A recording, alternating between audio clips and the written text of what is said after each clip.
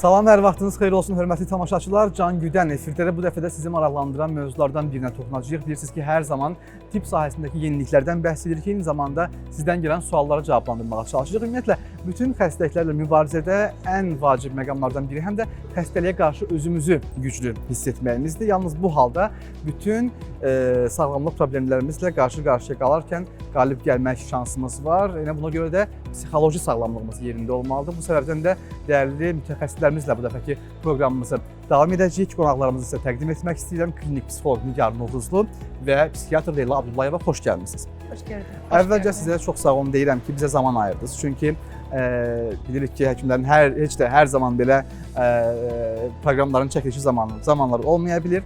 Çox sağ olun ki, gəldiniz, dəvətimizi qəbul etdiniz və biraz əvvəl də verilişimiz başlayanda anons etdiyim kimi biz çalışırıq bu dəfəki proqramımızda sizlərlə bərabər həm də hər hansı bir xəstəliyimizin müalicəsindən, yəni dərman müalicəsindən daha çox həm də psixoloji müalicəmizi və gücümüzün fərqində olmaq və bu barədə danışmaq.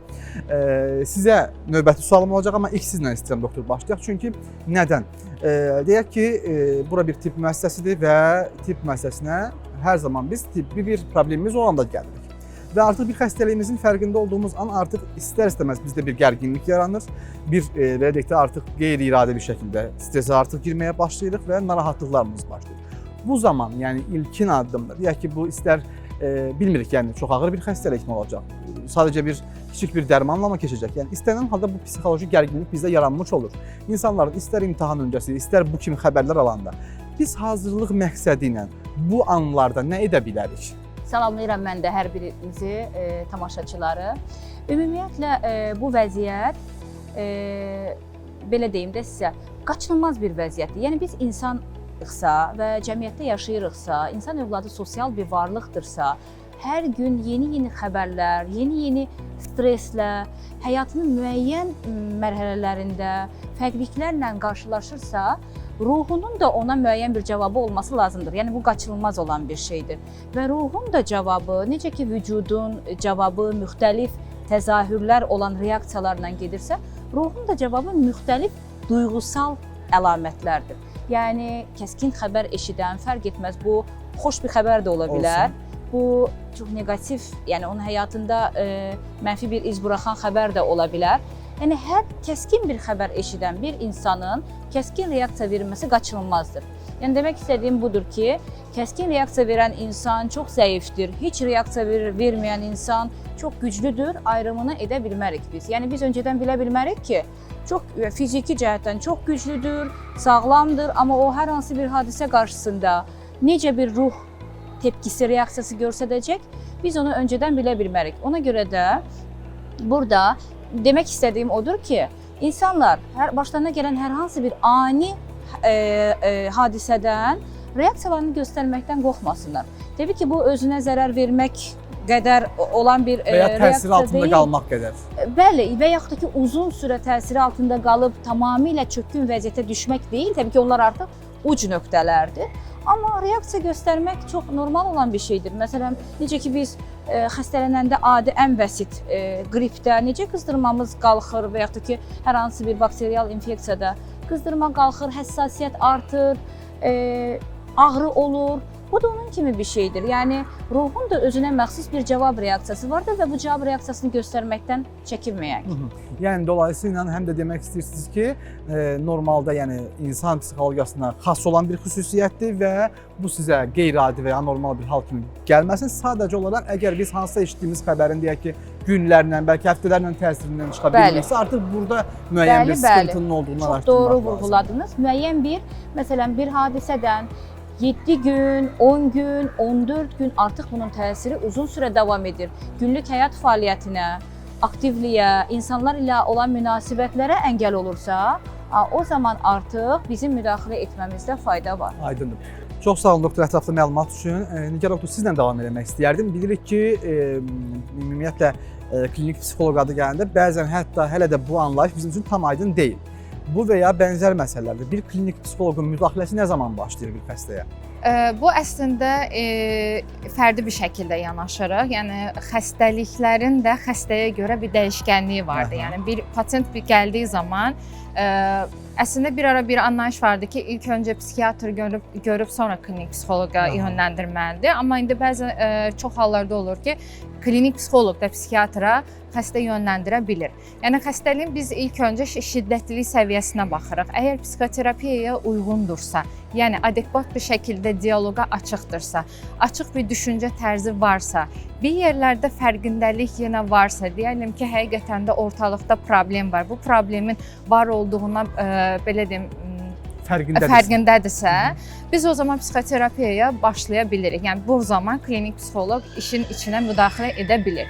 Yox, əgər belə deyim, rəqəmlərdən xəstə sıfır deyil, hətta mənfilərdədirsə, biz bu zaman heç bir şəkildə yəni terapevt olaraq yanaşmırıq. Bu yerdə biz psixiatra yönləndirib farmakoloji, yəni dərman dəstəyinə başlayıb, yəni xəstənin müəyyən bir dərəcəyə gəlib, ondan sonra terapiyaya başlamasında fayda görürük. Amma bəzi xəstəliklər var ki, dərman dəstəyi və terapiyanın paralel aparılmasında fayda vardır. Amma bəzi xəstəliklər var ki, heç orada terapiya deyil, sadəcə və sadəcə dərman dəstəyi şərtdir. Dərman dəstəyindən bəhs etmişkən bir mövzu mənim ağlıma gəldi bu dəqiqədə. Olur, bəzən valideynlərin övladlarına tövsiyəsi ilə, bəzən ağızdan ağıza eşitdiyimiz, stresimizi azaldan, hətta biz çox təəssüf olsun ki, bəzən hətta reklamlarda belə görürük, televiziya kanallarında bu yayımlanır.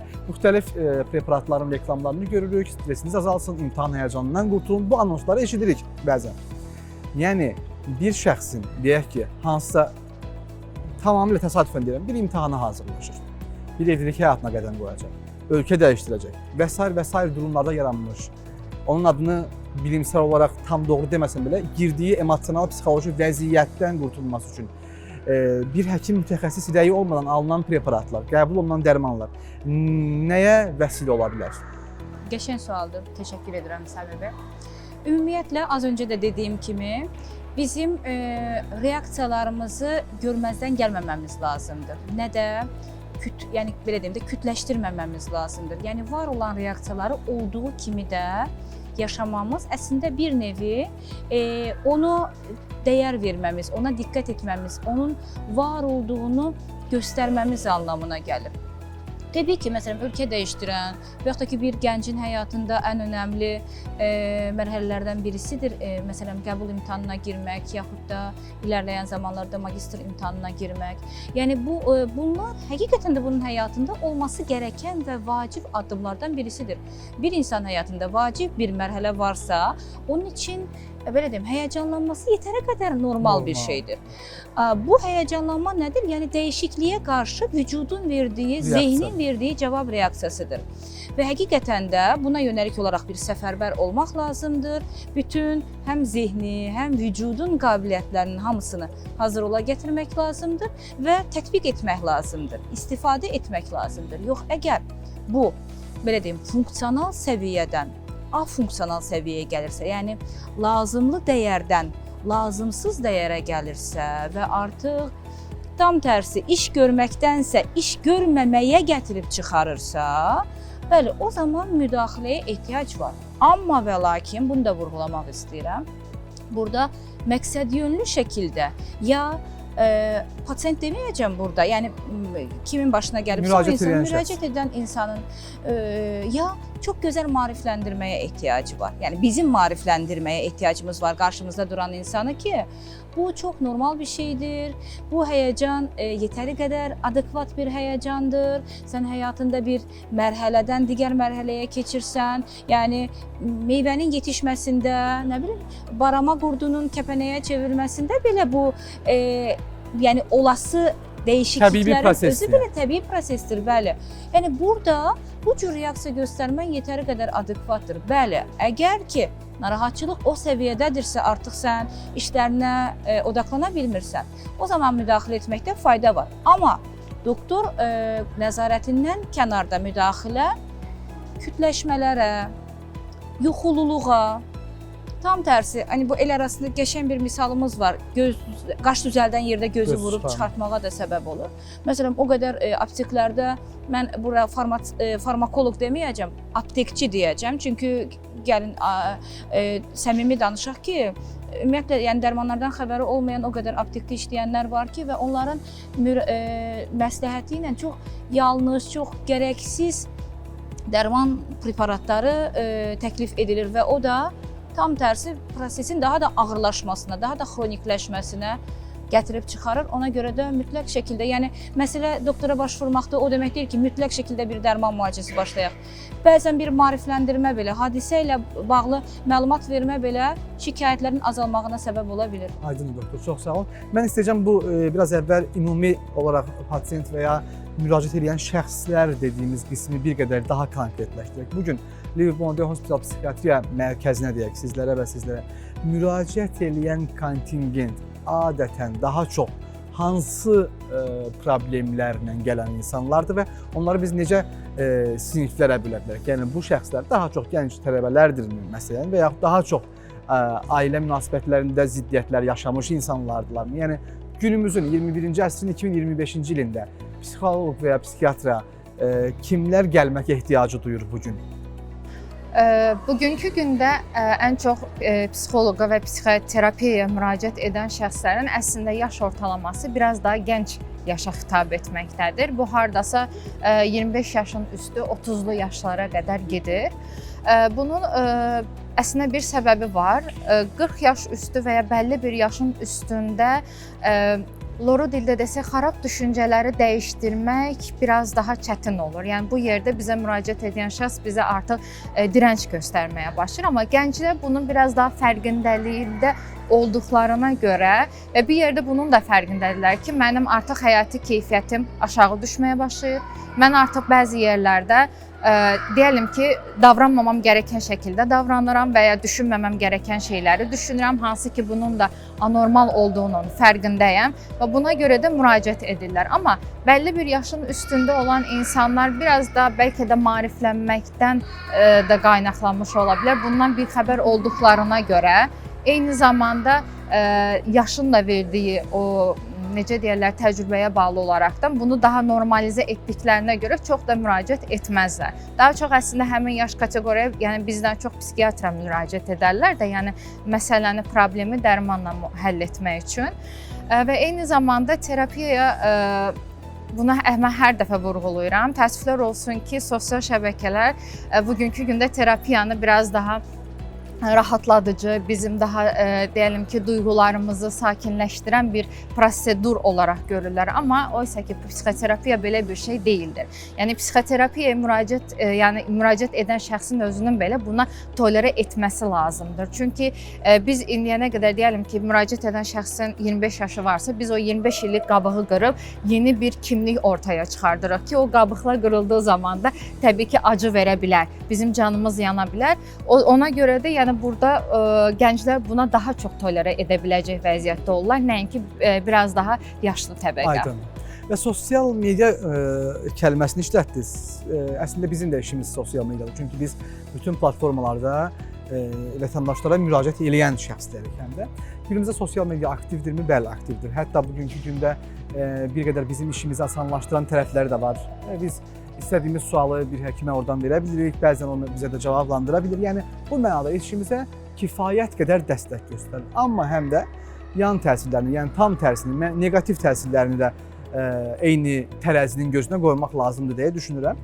Bunlardan ən aktualı bizim sosial şəbəkədə izlədiyimiz, bəlkə də sizlərin təhlil etdiyiniz məsələlərdir. Nədir bu?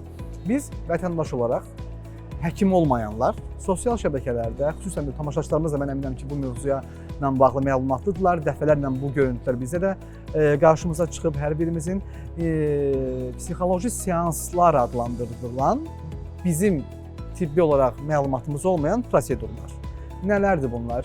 İnsanların kütləvi şəkildə bir açıq bir ərazidə, deyək ki, bilmirəm onun adını nə qoymaq olar. Yəni, yoga desəm olmayacaq, yəni doğru adlandırılmış olmalı. Bir proses icra edirlər. Müxtəlif səslər çıxarırlar, müxtəlif qiyafələr geyinirlər belə desək. Şuuraltı Və təmizləmə. Bəli, şuuraltı təmizləmə. Sanki biz deyək ki, 40 yaşına qədər çatmışıq müxtəlif problemlərlə. Şuuraltımızda ailə məişət problemlərimiz var, şuuraltımızda boşanmağımız var, şuuraltında övlad itkimiz var və biz şuuraltının təmizlənməsi üçün bu metodlardan istifadə edirik. Nə bilim, əlini yandıran kim, mismarın üzərində gəzən kim, müxtəlif. Yəni bu həqiqətdirmi? Nə baş verir burada? Yəni bizi aydınlatmanızı sizlərdən rica edirik. Çünki bu mövzu tamaşaçılarımız üçün də çox aktual və maraqlıdır əminəm ki. Kimdən başlayaq? Sizdən başlayaq. Buyurun. Gəlin etiraf edək ki, Samir bəy, Nigar xanım, insan övladı möcüzələrə belə İnanmaq istəyir. Bəli, içi mən daxil, içi Nigar xanım daxil, içi siz daxil. Möcüzələrə uşaqlıqdan bəri inanmaq istəyir. Yəni uşaqlıqda daha çox inanırdıq.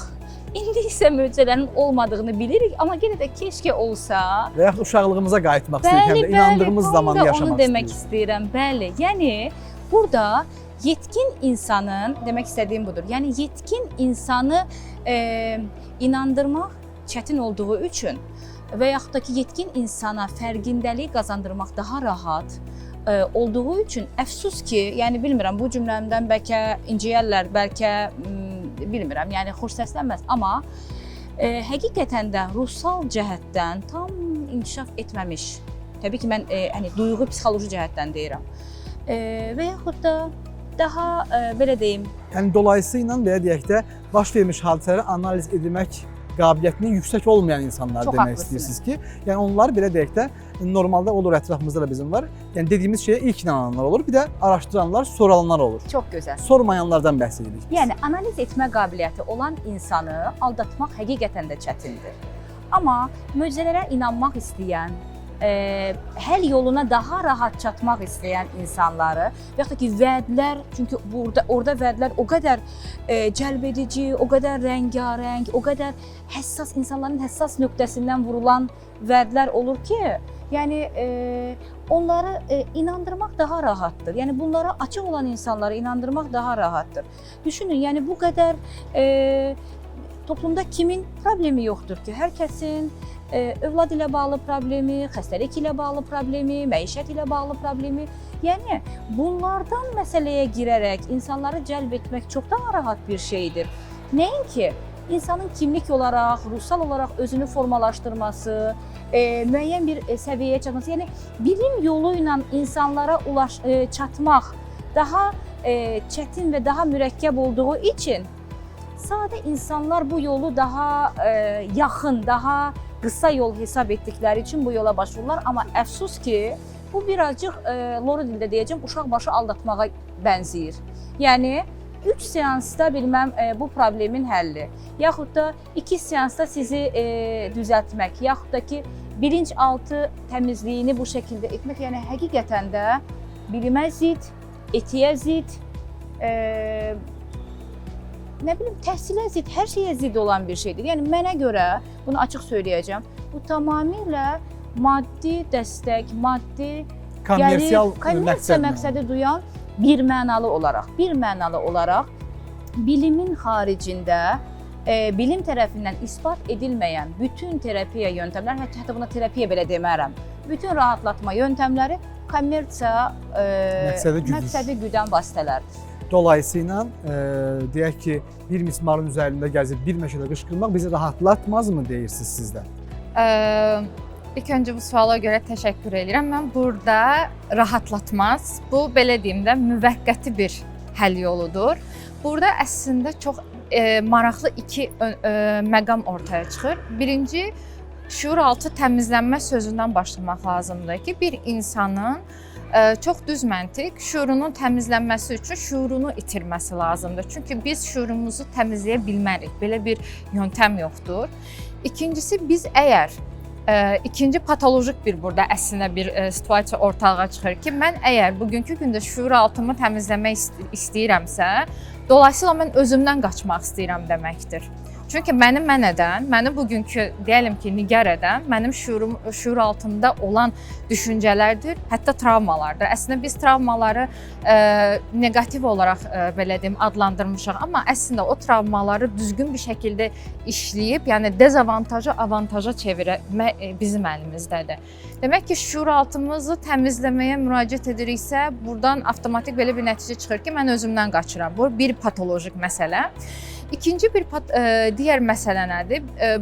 Digər hər zaman vurğuladığım mövqe nədir? Biz əslində hər zaman elə bir uşaq böyüdürük ki və elə bir uşaq yetişdirmə tərzimiz vardır ki, problemi çözmə bacarığı əksik. Yəni bu mövzuda qolu qanadı qırıq bir uşaq böyüdürük.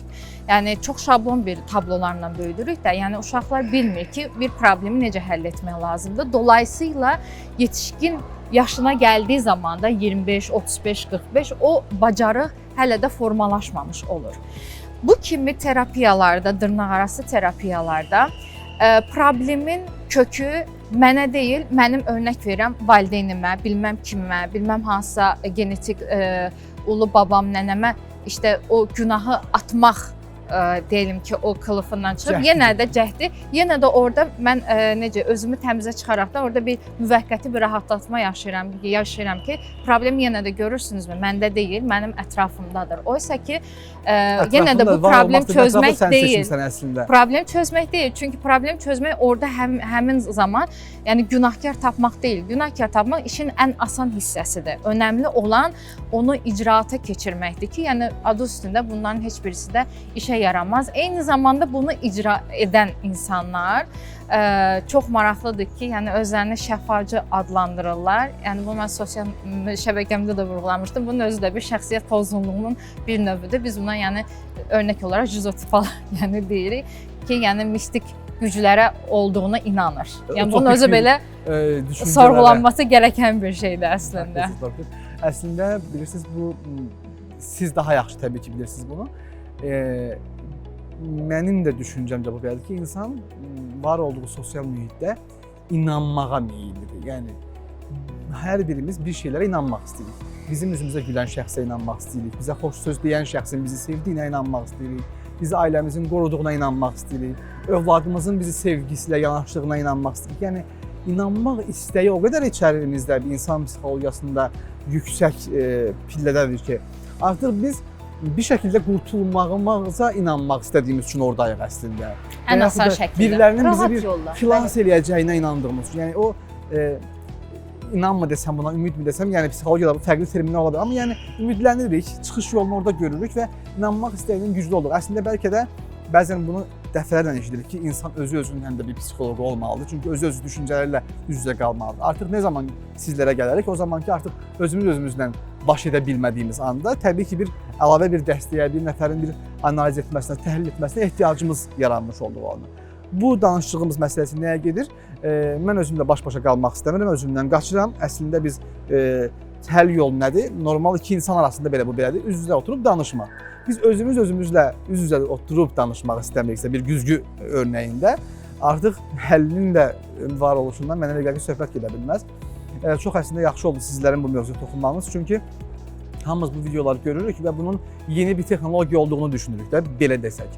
Bu təəssüf olsun ki, günümüzdə texniki bölmələrdə də var. Məsələn, mən özüm canlı yaşadığım örnəyi deyəcəm, yəni çox yaxın bir insan. Bölgələrimizdən birində adam yaxınlaşıb, deməli, xüsusi bir cihazla, hansı ki onun cihaz heç vaxt radioloji bir metod deyil, yəni bu bir ultrasəs müayinəsi deyil, bir MR deyil, digəri deyil. Bir qeyri-adi bir cihazdır və qeyri-adiliklərlə insanların diqqətini çəkməyə çalışırlar. Adam cihazı baş nahiyəsinə yerləşdirir, ürəyindən, ayağından, orqanizmasında olan bütün problemləri sən demə ortaya çıxarırmış. Nə yazıq ki, buna gedən insanlar var və bu insanlar hətta bizim yaxınlarımız olacaq qədərdirlər. Baxmayaraq ki, biz bu işin içərisindəyik. Nəticələrə baxıram, yəni ən azından hospital daxilində 10-15 nəticə görmüşük. Yəni sizə də təqdim etsəm, baxa bilərsiniz ki, o qədər absurd, o qədər yəni altına imza atılmayacaq bir rapordur. Bu ümumiyyətlə rapor deyil. Yəni sən necə iki dənə deyək ki, bir naqili adamın baş nahiyəsinə eləyib onun ürəyindən deyək ki, artrozunun olduğundan xəbər verə bilərsən və yaxud da duzlaşma dediyimiz il arasında bundan xəbər verə bilərsən, nevroloji problemini deyə bilərsən. Yəni əfsus olunan məqamlardan biridir bu da. Və bu arada hörmətli tamaşaçılarımız bir məsələni qeyd etmək istəyirəm. Bu və ya digər məsələlərlə əlaqədar bizim çağrı mərkəzimizə yaza bilərsiniz. Hər zaman aktivdir. Ekranda nömrələrimizi daim verilişimiz boyunda görürsüz. 900 bizim çağrı mərkəzimizdir və həmçinin bizim WhatsApp nömrəmiz də 24 saat aktivdir. Sizi maraqlandıran məsələlər varsa bizə yazın. Bu dəfə biz psixoloji problemlərdən danışırıq, hansı məsələlərlə üz-üzə qalırıq və problemdən çıxış yolu nələrdir? Ümumiyyətlə, müasir tibbdə, müasir psixologiya bizə hansı məqamlarla bağlı dəstək göstərə bilər? Bu məqamlara biz də aydınlıq gətiririk bu dəfəki proqramımızda.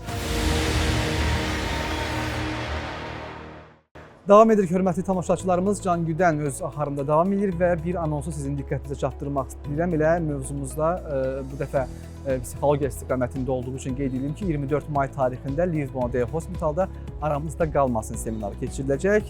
Ekranda təqdim ediləcək həmin linki biletlər əldə etmək üçün ITV aza daxil olmağınız və bu seminara qatılmaq üçün bilet əldə etməyiniz kifayətdir. Bu arada seminarı dəyərli Leyla xanım özü təqdim etmiş olacaq. Elə indi qeydiyyatdan keçin ki, çünki yerlər məhduddur və artıq ən son 22 nəfər qeydiyyatdan keçmişdi bu deməli seminar üçün. Dəyərli tamaşaçılarımız, sizlərin də qeydiyyatdan keçərək iştirak etməyinizi gözləyirik. Digər bir məsələ isə təkcə psixologiya istiqamətində yox, ümumiyyətlə müayinələrdən keçməklə bağlı anonsumuz var. Bu bizim check-up proqramlarımızdır. Belə ki, müxtəlif xəstəliklərin müayinəsi zamanı lazım olan bütün növ prosedur və müayinələrin daxil olduğu bir check-up proqramlarımız var. Hansı ki, bu check-up proqramlarımız istər daha çox kardiologiya istiqamətində, istər deyək ki, hansısa bir radioloji görüntüləmələr, istər ginekoloji, müxtəlif istiqamətlər üzrə fərdi şəkildə sizin üçün müəyyənləşdirilmiş check-up proqramlarımız var ki, bu barədə də məlumat əldə etmək üçün bizə yaza bilərsiniz. Eyni zamanda WhatsApp xəttimiz aktivdir. Biz isə bu dəfəki proqramımızda biraz əvvəldə məlumat verdiyimiz kimi psixoloji asılılıqlardan, ümumiyyətlə yaranmış vəziyyətlərlə bizim mübarizə metodlarımızdan danışırıq ki, necə ayaqda qala bilərik həyata qarşı, insanlığa qarşı, yeri gəlsə problemlərə qarşı bundan danışdıq və dərman istifadəsindən bəhs etmişdik biz artıq biraz əvvəl. Və belə bir düşüncəmiz də var bizim. Biz dediyim burada həkim olmayanlardır. Düşünürük ki, müəyyən bir dərman vasitələrindən istifadə olunması bizdə müəyyən qədər asılılıq yarada bilər. Bu asılılıq sözünü psixoloji dəstəyə lazım olan insanlardan çox eşidirik. Həqiqətən də mi bu var? Nə zaman var, nə zaman yox? Necə ayırd edə bilərik? Təşəkkür edirəm. Ümumiyyətlə, belə deyim, asıllıq sanki insanların belə ən çox qorxduğu, dərman asıllığı daha doğrusu və cəmiyyətdə çox yanlış yayılan bir düşüncədir. Deyim ki, psixiatrik dərmanlar arasında asıllıq yaradan dərmanlar varmı? Var. Deyelim ki, məsələn, kobudca söyləsəm, əgər 100 dərmanımız varsa, onun 5-i, 6-sı asıllıq yaradan dərmanlardır. Amma bunlar mütləq şəkildə pasiyentə resept yazılarkən mütləq şəkildə söylənilən, hətta mən resept yazarkən bunu belə söyləyirəm.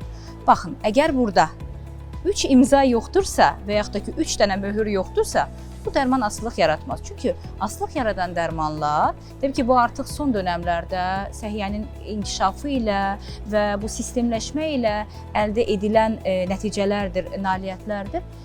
Asıllıq yaradan dərmanlar Səhiyyə Nazirliyi tərəfindən xüsusi şəkildə idarə edilən, kontrol edilən dərmanlardır və o dərmanlarda mütləq şəkildə bir doktorun imzası, bir baş həkimimizin imzası və bir də ümumiyyətlə xəstəxananın imzası mütləq şəkildə olmalıdır. Və biz asıllıq yaradan dərman başladığımız zaman, hansı ki, bəzi elə xəstəliklərimiz var ki, çox kəskin mərhələdə bizə müraciət edirlər və biz orada təşvişi azaltmaq üçün, kəskin yuxusuzluqdan qurtarmaq üçün qısa dönəmdə asıllıq yaradan dediyimiz o benzodiazepin qrupu dərmanlar başlamaq məcburiyyətində qalırıq.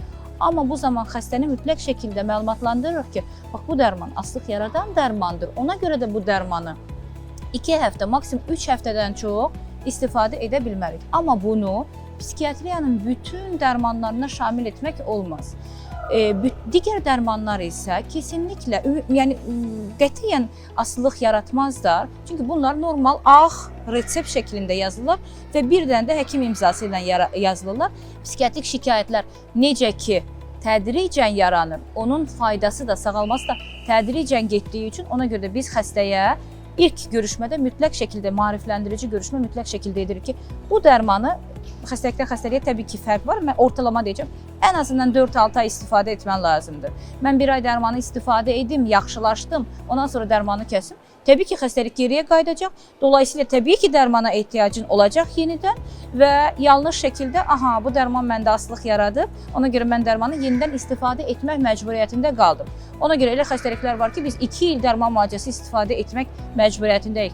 Elə xəstəliklər var ki ömür boyu, elə xəstəliklər var ki 4-6 ay dərman müalicəsi istifadə edirik. Yəni özət olaraq demək istədiyim budur ki, doktor kontrolu altında dərman müalicəsi başlayarsa və doktor kontrolu altında dərman müalicəsi kəsilərsə, heç bir dərman vasitəsi asılıq yaratmaz. Aydın, çox təşəkkür edirəm. Çox o qədər ətraflı və detallı məlumat verdiniz ki, doktor, yəni bu mövzu ilə bağlı ikinci bir sual verməyə ehtiyac olmadı.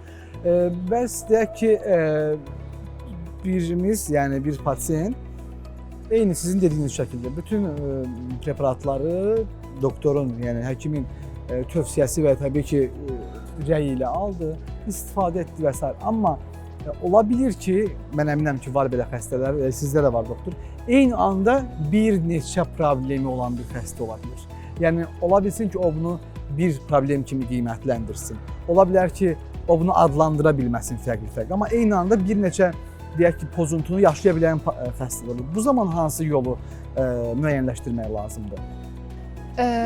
Təbii ki, müraciət edən şəxs hər zaman bizə spesifik bir şikayəti üzərinə gəlir. Yəni ilk öncə təbii ki, müəyyən dərəcədə o simptomatik şikayətlərinə əsasən bir xəstəliyin tablosu çizilir. Amma mən öz adıma deyim, heç bir zaman heç bir pasientimə psixoterapiyada o qoyulan diaqnoza əsasən yanaşmıram. Çünki nəyə görə yanaşmaq düzgün deyil? Həmin qoyulan diaqnoza əsasən yanaşdığımız zaman qarşı tərəf də bir yerdən sonra o diaqnoza uyğun olaraq davranmağa başlayır və ya düşünməyə başlayır ki, bu da bizim sağalma prosesimizi gecikdirə bilir. İkinci bir məsələ nədir? Əslində düşünürəm ki, Leyla doktor da bu da mənlə həmfikirdir. Heç bir xəstə bir xəstəliklə gəlmir əslində. Yəni onun paralelində 2-3 xəstəlik də olur. Sadəcə o bunun fərqində olmur. Örnək verirəm, uzun müddət depressiyadan əziyyət çəkən xəstənin bir müddətdən sonra həyəcan və təşviş pozuntusunun görülməsi normal bir şeydir. Oysa ki, müraciət edən şəxs sadəcə depressiyanı ön plana çəkib, həyəcan və təşviş pozuntusunun olduğunu fərqində belə deyil. Sadəcə həmin anda müdaxilə bu şəkildə olması da məqsədə uyğundur ki, həyatı keyfiyyətini aşağı salan nədirsə, həmin o şikayətlərin üzərində işləyib və ya o düşüncələrin üzərində işləyib, daha yeni bir düşüncə və yeni bir davranış ortalığa çıxartmaqdır. Yəni o hədəf də əslində bizim deyil də, yəni qarşı tərəflə oturaraq da ortaq bir şəkildə o hədəf qoyulur. Yəni biz ilk gələn müraciət edən şəxsə bu sualı veririk. Mən sənə necə kömək edə bilərəm və məndən istədiyin nədir?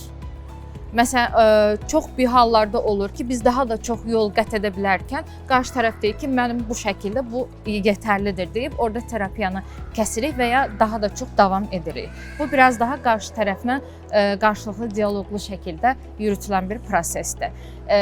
Demək istədiyim odur ki, yəni çox da xəstəlik bazında mən öz adıma irəliləmirəm, davam da etmirəm. Çünki bir yerdən sonra terapiyada motivasiya düşkünlüyünə də gətirib çıxarır. Örnək verirəm, obsessiv-kompulsiv pozğunluğum var, onsuz da düzəlməyəcək. Bu diaqnoz mənə qoyuldusa, yəni çətin düzələ deyil də, hal-hazırda biraz daha hədəfləri balaca-balaca qoyub, işte biraz daha gələn dəfə bunu düzəldərək də bu şəkildə irəliləməkdə fayda vardır. Dolayısıyla həm də düşünürəm ki, şəxsin, yəni bir diaqnozla razılaşması özündə həm də digər heç bir problemi görməməsi mənasına gələ bilər. Yəni dolayısıyla deyək ki, əgər sizlər tərəfindən sizdə bu problem var, tam deyilmiş olsa, yəni net və artıq mən sadəcə o problemi qəbul edəcəm, onun ətrafında digər məndə baş vermiş prosesləri qəbul etməyəcəm və onlara qarşı bir mübarizə də aparmış olmayacam dolayısıyla və mənim vəziyyətim daha da belə deyək çətinləşmiş olacaq. Çünki bir tərəfdə qəbul etdiyim və müalicəsini aldığım bir xəstəliyim var,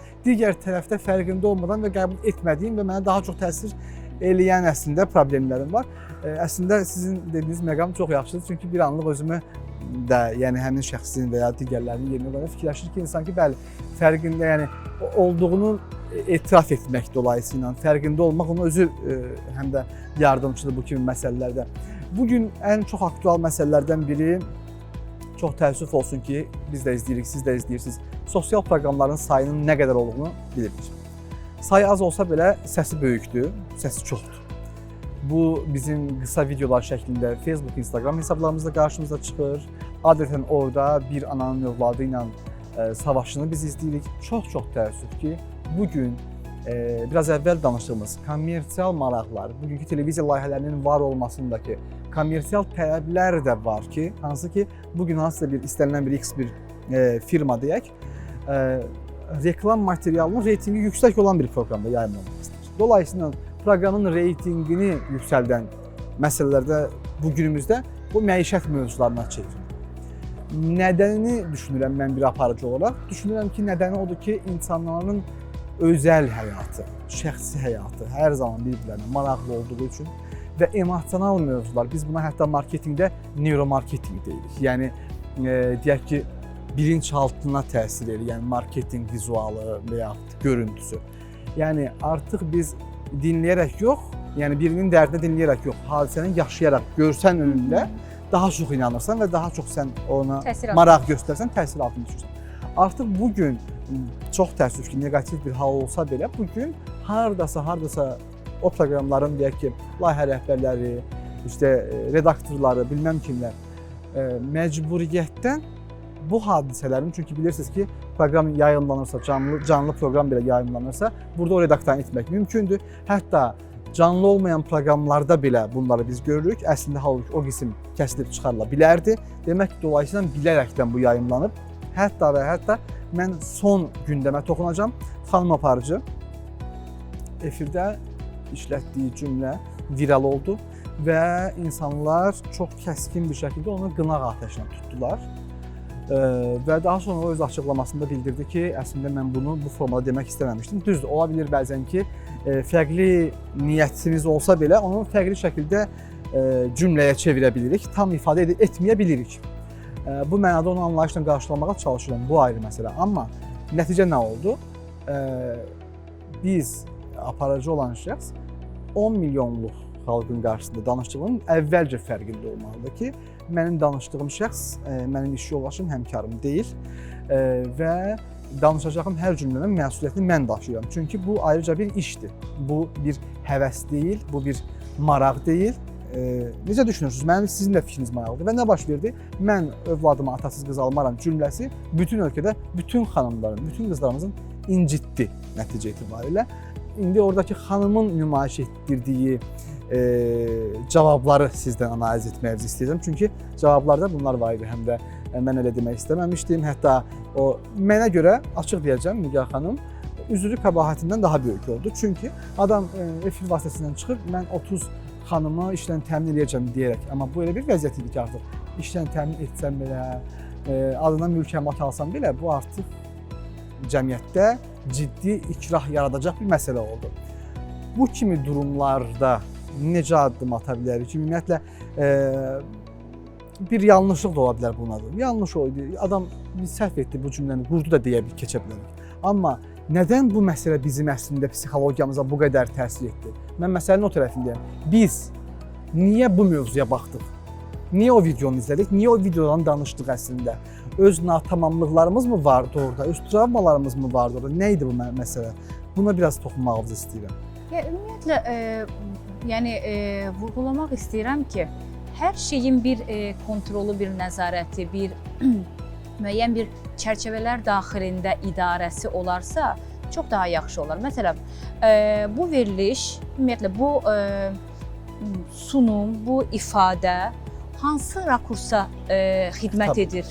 Hansı ampuladan dəyərləndirilmək daha məqsəd yönüdür? Bu bir maarifləndirici, bir necə deyim, çıxış mıdır, yoxsa bu həqiqətən də şəxsi bir fikir midir? Bəli, şəxsi bir, yəni gəlin belə deyək, şəxsi bir fikrin bir aparıcı tərəfindən kütləvi bir proqramda ifa edilməsi nə dərəcədə doğrudur? Yoxdur ki, ola bilər ki, şəxs olaraq elə bir fikri ola bilər və o hər kəsin onun şəxs olaraq fikrinə sayğı duyması lazımdır. Amma o fikri bu şəkildə kütləvi olaraq diktə etməsi və onun üzərinə basa-basa söyləməsi təbii ki, qəbul edilməz bir şeydir. Məni doğrusu yəni fərq etməz. Hansı mövqedən olursa olsun, tənqid edənlər oldu, dəstəkləyənlər oldu, yanlış söylədiyini bilib ona belə deyim də dəstək olanlar oldu, yaxud da anlamağa çağıranlar oldu. Məni sevindirən məsələnin başqa tərəfidir. İnsanların bu qədər proseslərə həssas olması, ölkədə baş verən prosesləri bu qədər ciddiyə alması. Niyə? Çünki bu həqiqətən də yəni efir vasitəsilə söylənilən bir şeydirsə, həqiqətən də bunu belə deyim də bilinçsiz şəkildə oturub onun bilincinə difuziya edən yüzlərlə insan var. Yəni insan hər dəfə hər eşitdiyini analiz etmir ki. Yəni onun beyninə difuziya yolu ilə bütün məlumatlar enir. Biz niyə körpələrimizi, uşaqlarımızı çalışırıq ki, kontrol altında izlədikləri cizgi filmlərinə, televiziya verilişlərinə, ətraf mühitini, yəni bilavasitə müdaxilə etməsək də, amma izləməyə, kontrol etməyə çalışırıq. Məhz belə şeylərə görə. Yəni insan olaraq, yəni biz bir vətəndaş olaraq, biz bir belə deyim, yəni bilim insanı olaraq müdaxilə etməkdə, hətta mən çox sevindim məsələn, həqiqətən də bəzi yəni faydalı influencerlarımız var, blogerlərimiz var ki, çox gözəl çıxışlar etdilər bunun ilə bağlı. Yəni hər kəsin fikri özü için, amma bu fikir əgər senzuradan keçmirsə, ələkdən keçmirsə, bunun yəni cəmiyyətə, bunun televiziyaya bu şəkildə senzurasız buraxılması heç də qəbul edilməz bir şeydir. Sualın ikinci hissəsinə gəldikdə isə həqiqətən də yəni bu belə deyəcəm mən buna. Burada nə yəni qadın tərəfini tutmaq, nə kişinin tərəfini tutmaq, nə cinsiyyət fərqlərinə toxunmaq deyil məsələ. Ümumiyyətlə kəskin şəkildə bu qədər tərəf tutaraq fikir söyləmək özü özlüyündə qəbul edilməz bir şeydir. Heç professional deyil. Nədən? Çünki televiziya aparıcısının orada bir jurnalistdir və jurnalistikanın qaydasını sən pozmuş olsan, hansı ki, mənim burada şəxsi fikir səsləndirmə hüququm yoxdur. Nədən? Çünki mən şəxsi fikirlərimi səsləndirmək icazəsində olmuş olsaydım, sizləri mütəxəssis olaraq bura çağırmazdım və psixologiya ilə bağlı mən danışardım, öz fikirlərimi səsləndirərdim. Yəni, jurnalist dediyi neytral olmalıdır və jurnalistin orada eləməli olduğu şey proqramın gedişini talk show formatında aparmaqdır. Çox təəssüf olsun ki, talk show deyəndə artıq adamlar talk hissəsini yox, sadəcə show hissəsini də qaldılar günümüzdə. Nə yazıb ki, amma ümid ki, bir daha belə hallar təkrarlanmaz. Doktor, sizdən son olaraq fikirlərinizi rica edirəm və yavaş-yavaş artıq proqramımızın sonuna çatırıq. Buyurun, sizi eşidir. Mən bu məsələyə başqa bir mövqe nəzərindən yanaşmaq istəyirəm. Həm ruh sağlığı mütəxəssisi və eyni zamanda bu ölkənin və bu cəmiyyətin bir vətəndaşı olaraqdan çox təəssüflər olsun ki, mən qarşılaşdığım mənzərə ilə çox da təəccüblənmədim. Bu məni daha da üzdü. Çünki biraz daha toplumsal cəmiyyətlərdə əslində biraz bu əzəldən görülən bir şeydir ki, digər həmcinsini biraz daha aşağıya çəkməsi və s. Bunun amma televiziyada bu şəkildə səsləndirilməsi, subyektiv fikrin səsləndirilməsi biraz daha düşünürəm ki, bəzi insanları daha da çox təkan vermiş olur bu belə cinsiyyətçi düşüncələrinə. Bəs bunu əslində necə çözmək, necə həll etmək olar yoluna gəldikdə isə çox təəssüflər olsun ki, biz nə zamana qədər ki, desək ki, sən gəlinliklə girdin, kəfənlə çıx, yuvanı dişi quş qurar, qız alacam, qız verəcəm kimi, ərə gedəcəm, ərə gəldim kimi bu ifadələri işlədəcəyik. Bu kimi hadisələr də baş verməyə davam edəcək. Yəni, bu kimi halların əslində qarşısını almaq üçün ilk öncə hər birimizin öhdəsinə düşən dilimizi tərbiyələndirməkdir. O terminləri, o kəlmələri leksikonumuzdan çıxartmaqdır. Bunları biz çıxartdıqdan sonra bir şəkildə, avtomatik bir şəkildə bizim də düşüncə tərzimiz və dünyaya baxış bucağımız dəyişməyə başlayacaqdır. Nə qədər ki, biz dilimizi tərbiyələndirməsək, İstər qadın, istər kişi bu şəkildə cümlələri, ifadələri səsləndirəcək, bu kimi səhnələrlə də qarşılaşacaq. Aydındır. Çox sağ olun, çox yaxşı bir sonluq nəticəsində Mən də elə sizinlə həm fikir olaraq belə bir məsələ ilə yekunlaşdırmaq istəyərdim proqramımızı. Çünki qeyd etdiyiniz kimi artıq düşüncəmizdə dəyişməliyik, daha sonra artıq ətrafımız. Həm də bir misal vardı.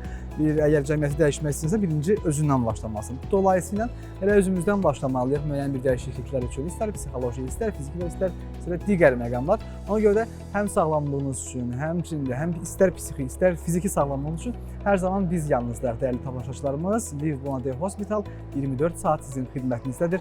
Bütün platformalardan bizə yaza bilərsiniz, müraciətinizi ünvanlaya bilərsiniz. Sağ olun, növbəti proqramımızda görüşərək.